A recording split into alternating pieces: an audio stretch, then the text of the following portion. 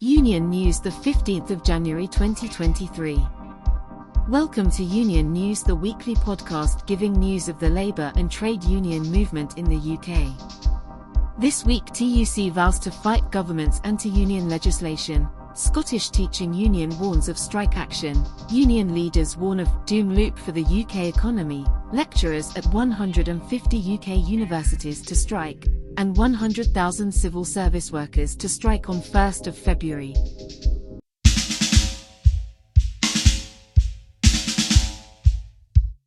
TUC vows to fight government's anti-union legislation.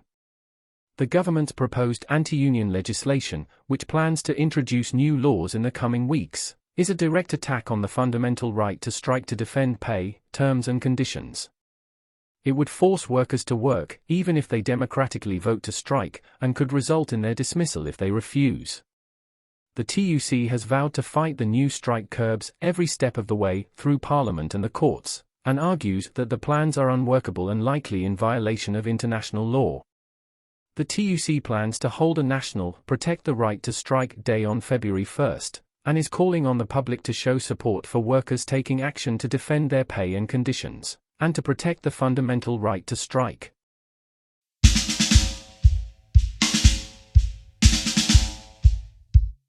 Scottish Teaching Union warns of strike action. A Scottish teaching union, the Scottish Secondary Teachers Association, SSTA, has warned of potential strike action if the Scottish Government does not make a suitable pay offer. The SSTA, along with other teaching unions, including the Educational Institute of Scotland, EIS, and NASET, have stated that no new offer has been made.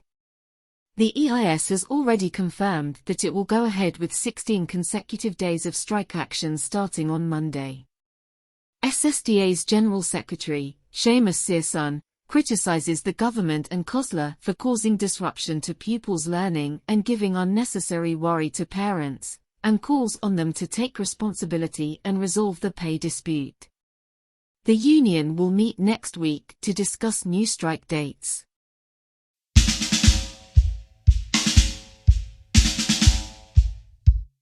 Union leaders warn of a doom loop.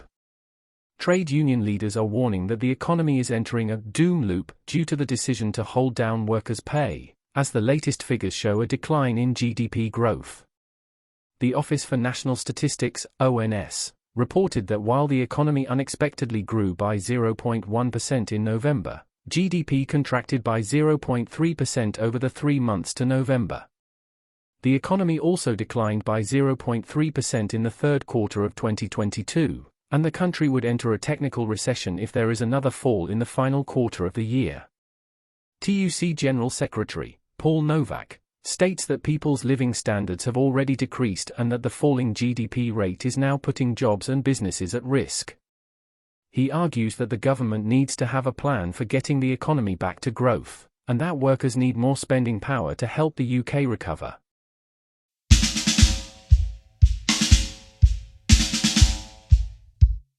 Lecturers at 150 UK universities to strike. Members of the University and College Union, UCU, will strike for 18 days in February and March and will reballot for a further mandate for action for most of 2023. They also plan to boycott marking and assessments from April. The union claims that a decade of pay freezes and below-inflation pay rises have cut lecturers' real-term income by more than 20%, and that pension scheme changes will reduce retirement income by 35%.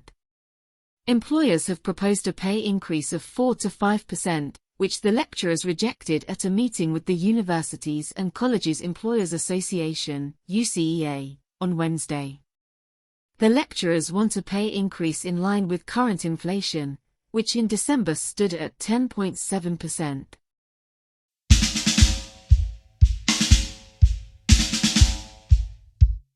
And finally, 100,000 civil service workers to strike on the 1st of February. As many as 100,000 civil service workers are set to strike on the 1st of February in a day of united action across different trade unions.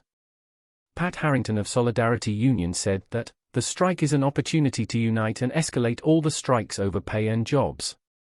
Union leaders should call every group of workers with a mandate to strike, in Royal Mail, the Rail, the NHS and universities, out on that day too. Trade unionists should push for the maximum possible action on the day, including walkouts, lunchtime protests, and solidarity visits to picket lines. The strike call from union leaders comes after weeks of rolling strikes across some government departments in a fight over pay, jobs and pensions. The 1st of February strike is seen as the beginning of united and escalating action among all unions, and of more all-member strikes in the PCS.